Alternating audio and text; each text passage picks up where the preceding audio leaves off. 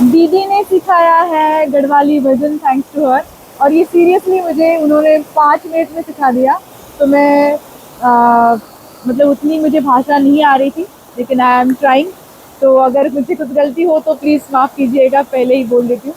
और यस, तो I am trying now. हे माता काली माता तू मेरी जय माता। हे माता काली माता तू मेरी जय माता।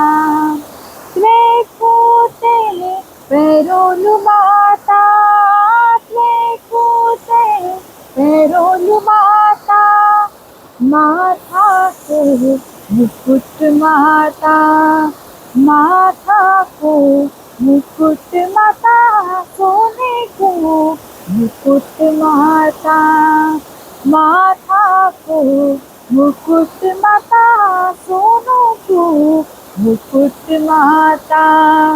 हे माता काली माता तू मेरी जय माता।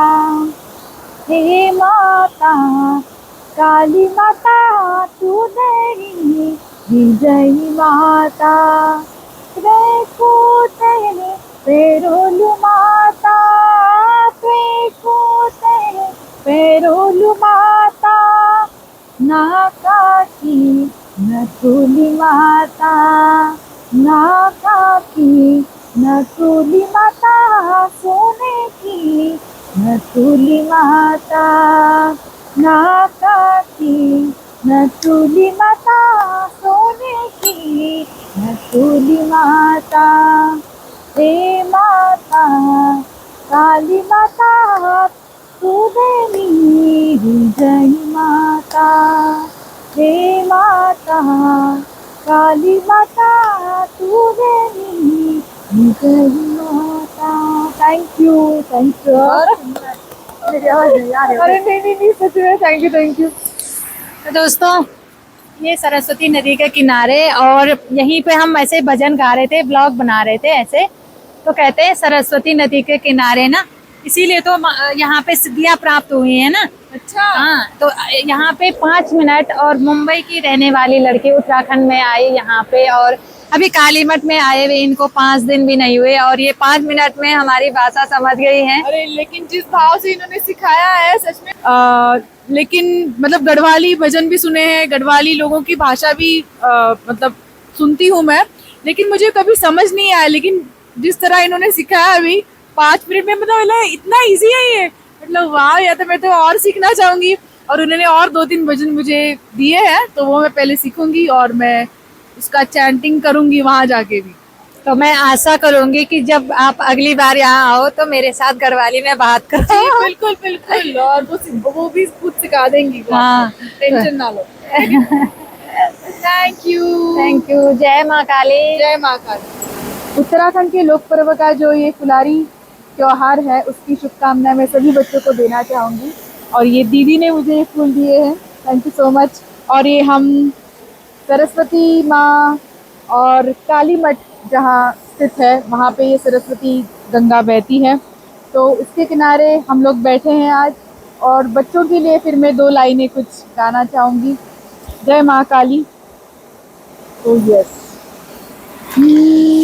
अच्युतं केशवं कृष्ण दामोदरम्, अच्युतं केशवं कृष्ण दामोदरं, राम नारायणं जानकी वल्लभं, राम नारायणं जानकी वल्लभं। कौन कहते हैं भगवान आते नहीं, कौन कहते हैं भगवान आते नहीं, तुम मीरा के जैसे बुलाते नहीं, तुम मीरा के जैसे बुलाते नहीं। अच्युतं केशवं कृष्ण दामोदरं, राम नारायणं जानकी वल्लभं। कौन कहते हैं भगवान आते नहीं, कौन कहते हैं भगवान खाते नहीं, बेर शबरी के जैसे खिलाते नहीं, बेर शबरी के जैसे खिलाते नहीं। अच्युतम केशवम कृष्ण दामोदरम, राम नारायणं जानकी वल्लभम। कौन कहते हैं भगवान सोते नहीं, कौन कहते हैं भगवान सोते नहीं, माँ यशोदा की जैसे सुलाते नहीं, माँ यशोदा के जैसे सुलाते नहीं। अच्युतम केशवम कृष्ण दामोदरम, राम नारायणं जानकी वल्लभम। कौन कहते हैं भगवान नाचते नहीं, कौन कहते हैं भगवान नाचते नहीं, गोपियों की तरह तुम नचाते नहीं, गोपियों की तरह तुम नचाते नहीं। अच्युतम केशवम कृष्ण दामोदरम, राम नारायणं जानकी वल्लभम, राम नारायणं जानकी वल्लभम। जय माँ Kali. Thank you so much. Thank you to दीदी। ये लीजिए। तो दोस्तों, जय माँ काली। सिद्धपीठ काली मठ माँ काली को ध्यान कर दो। सभी भाई बंधुओं, सभी दीदी बुलों और सभी दौखण वालता मैं विनता राणा प्रणाम कर दो। तो दोस्तों, आज हम आ रखे हैं सरस्वती नदी के किनारे और हमारे ठीक सामने है रक्तबीज शिला, और हम यहाँ पे घूमने के लिए आ रखे हैं। नदी के किनारे कहते हैं बहुत ही शांति मिलती है। और अभी हम यहाँ पे आए तो हमारे साथ आ रखे हैं डॉक्टर शादवली। क्योंकि मैं इनको साल नहीं बोलती हूँ, उनका बहुत लंबा नाम चलेगा। मुझे जो ये नाम से पुकारती है ना, कुछ भी नाम हो, मुझे बहुत अच्छा लगता है। मेरे को साल नहीं आता है फिर मेरे को जैसे लंबा लग जाता है ना नाम, तो मैं भूल जाती हूँ। सॉरी है। नहीं अरे डोंट। हाँ, तो डॉक्टर सादवली हमारे घर पे रुके हुए हैं और आज 4-5 दिन हो गए हैं। तो हम बहुत ज्यादा इधर उधर मंदिर घूमे, इधर उधर गए। वो हमारे पूरे कालीमठ घाटी को घुमा के आए और पूरा जो लास्ट गांव है चौमासी तक, वहां तक जाके आए स्कूटी से। और अभी ये 3 साल से ऋषिकेश में रहते हैं और वहाँ पे आयुर्वेदा डॉक्टर हैं, वहाँ पे उनका खुद का मेडिकल है। वहाँ पे आप लोग आगे जो भी है, जो ऋषिकेश में है, तो क्या बताओ, उनको पता है कि क्या हो जाता है। बताना चाहूंगी, लेकिन ये इनका बड़प्पन है। लेकिन सच में आप यहाँ आए और इनके हाथ का खाना खाएं पहले तो, क्योंकि जो इस खाना इज नॉट दैट इम्पोर्टेंट, लेकिन जो जिस भाव से वो खिलाती है, और सिर्फ खिलाती नहीं है, मतलब उसके पूरे गुण कैसे बनाते हैं वो सब चीज़ें, और एक सब बैठ के जो एक माहौल होता है ना फैमिली वाला, तो वो वाला फील आपको यहाँ ज़रूर मिलेगा। और माँ काली तो है ही, और उनका आशीर्वाद यहाँ पे उनके ऊपर बिल्कुल है। जिस तरह से, क्योंकि हम लोग कल जैसे हम लोग परसों काली शिला पहुँचे हैं, तो सीरियसली इतना इजी नहीं होता। अगर मैं अकेले ही जाती तो सीरियसली पॉसिबल नहीं होता। मैं शायद आधे रास्ते में शायद वापस आ जाती, क्योंकि जिस तरह की जो रोड थी, और ऊपर भी जब भी हम लोग चढ़े, तो थैंक्स टू हर। एंड आप ज़रूर आए यहाँ पे। और यहाँ से इवन उन्होंने ये भी बताया मुझे कि केदारनाथ का भी एक्चुअली ट्रैक जाता है। तो जिनको एक्सप्लोर करना है ट्रैकिंग, और मतलब केदारनाथ का जो ट्रैक है वो एक्सप्लोर करना, तो ये काफ़ी एक्चुअली अच्छा ट्रैक है। और मतलब एक ऑफबीट जैसा एक फील आएगा आपको, और एक लोकल एरिया का जो जिनको टच चाहिए होता है ना, कि बहुत शहरी जो वाइब्स है उससे लोग पक चुके हैं, तो जिनको वो गांव वाली वाइब चाहिए, ऑथेंटिक वाइब चाहिए, प्योर पेड़ पौधे लोग जिनसे आप जुड़ सकते हो, वैसी वाली वाइब चाहिए, तो बिल्कुल इस रास्ते से होकर जाए, ये मेरा मानना है। हाँ, और आप हमारे जैसे क्षेत्र में घूमे तो कितने मंदिरों में गए? कौन कौन से मंदिर में गए? मैं रुच महादेव गई, तारापीठ गई, हाँ चामुंडा देवी तो रास्ते में पड़ा था लेकिन मैं वहाँ पे गई नहीं।